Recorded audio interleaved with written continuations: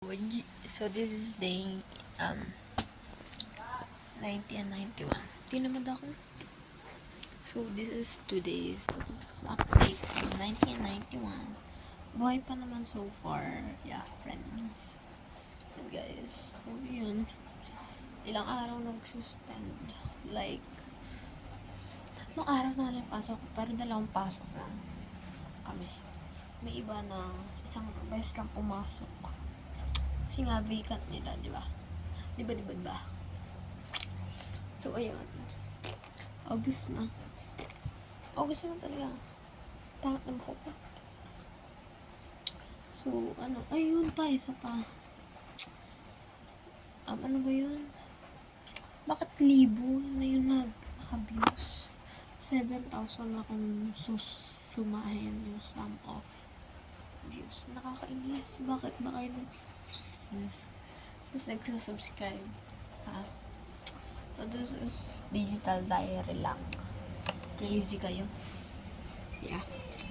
So, naglipat nga ako ng campus ko from Giliman to LB na. Alam mo yun, para EFAS, safe ang congratulations. May lang. Uy. So, next na is sa bulso na friends. Ewan ko. Kung bulso ba. Kasi ang layo din nun eh. Tapos tagal pa ng jeep papunta doon, diba? So, hassle siya. Kaya, ganun talaga. Pero, try natin. Ayun lang matatry ko. Yung mga state unib.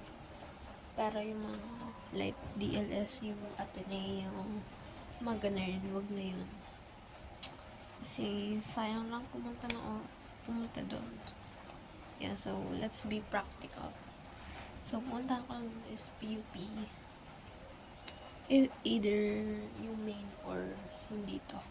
Kasi merong branch ng PUP dito sa amin. Kaso, ang konti lang ng offer nila doon na programs. Like, IT.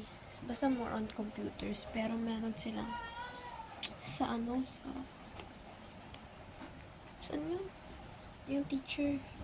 Basta yun. They have that. Tapos, ano pa ba? Comsci. Yan, ganun. Wala silang CE. Ewan ko ba. So, yun lang, friends.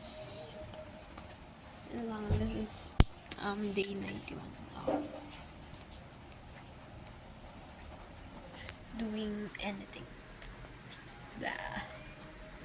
So, ilang buwan na lang, titigilan ko na itong visit na to. Zooming out na po. Wow.